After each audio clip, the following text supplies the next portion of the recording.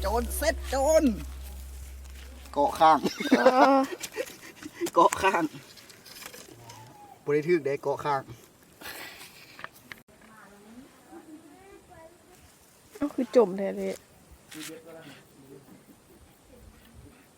ติดแล้วเนาะมาไปเนี่ยตัวสีแดงเลยเน็ตว้าวสีแดงเลยครับเอามาไหมตะต้องไปเข้าวันเก่าอีกแล้วสูตรเก่าเข้าวันเก่าอีกแล้ว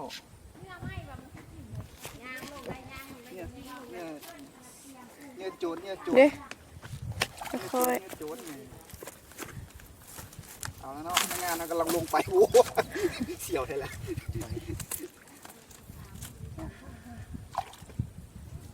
เดี๋ยวโอ้หันกล้องไป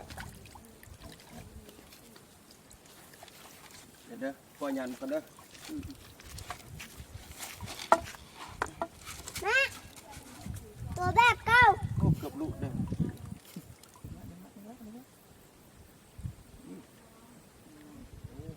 ปลาใหญ่เอาเน็ตกินแล้วก็หันตั้งดิ่งเล่นหรอนี่ว่าแล้ว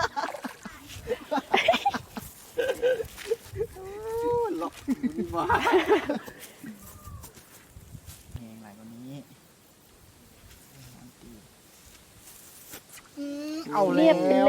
วเฮ้ยโอ้ย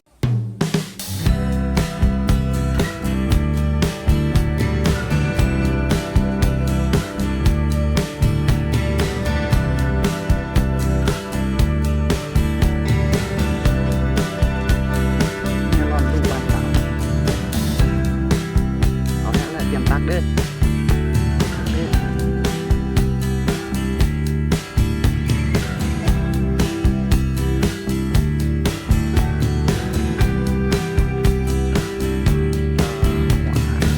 เอาแล้วเอามาตักไว้เอาเนี่ยมาตักไว้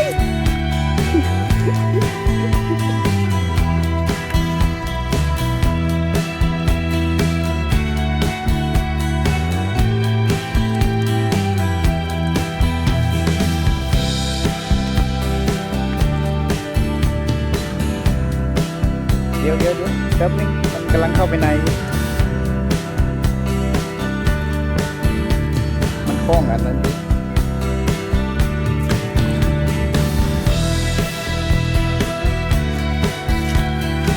มันคล้องกันเนี่ยนะมันจับ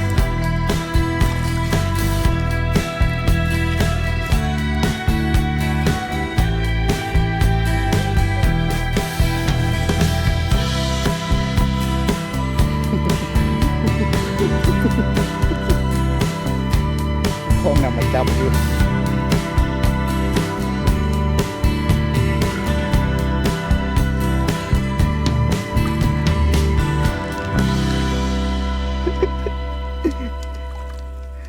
ยังได้แล้วโอ้โหปลาอย่างปลาใหญ่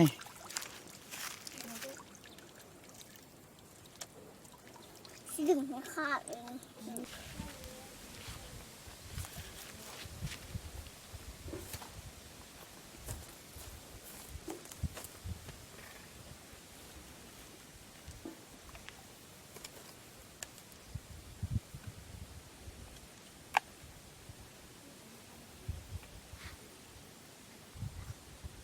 ดึงแล้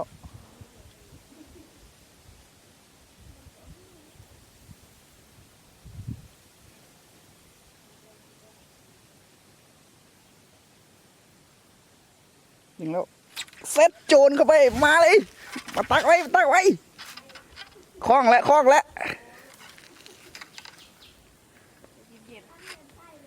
คันใดเดี๋ยวมาแล้ว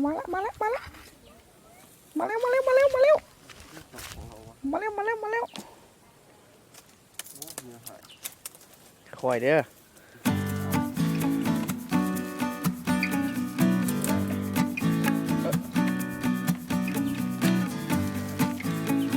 โตก็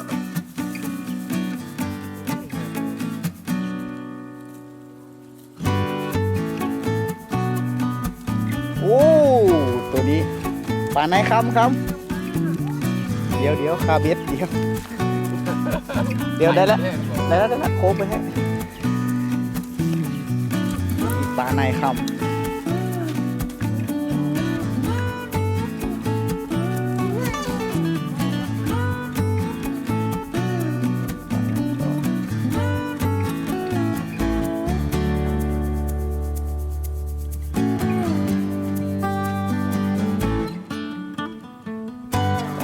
ต่อแล้วยิบเนาะติดแล้ว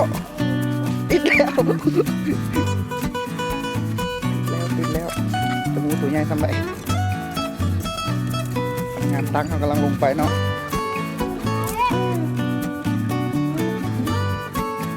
โอ้ปลาในคำ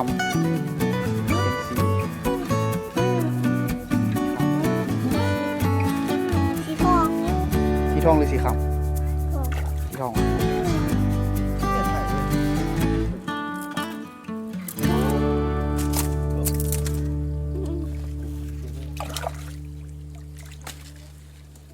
จะได้ใคร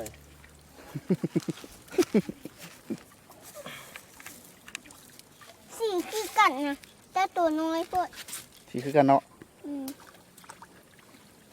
เรียบร้อยพนักงานเขาตักขึ้นมาแล้วเนาะเฮ้ยกอเบ็ดเดี๋ยวโค้งเบ็ดก่อน ใคร ลงตั้มเลยก็ได้ เดี๋ยวโอเค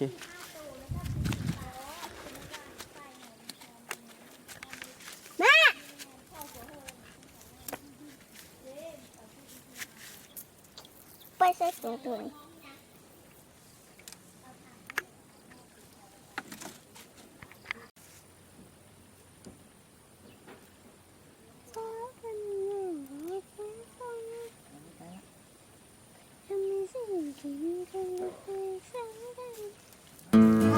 ยาเอาไปแล้ว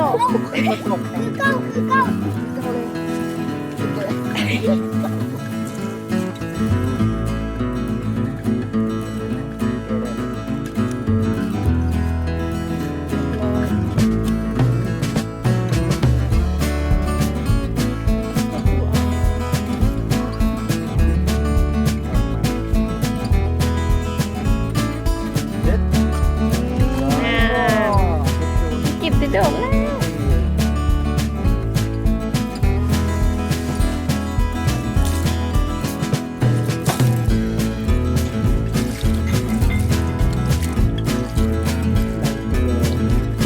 มาอีกว่ะ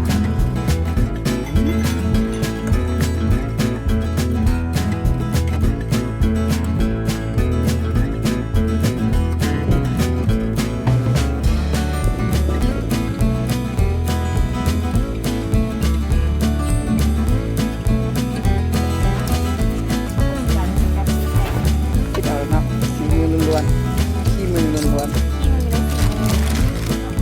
เนี่ยผีบอก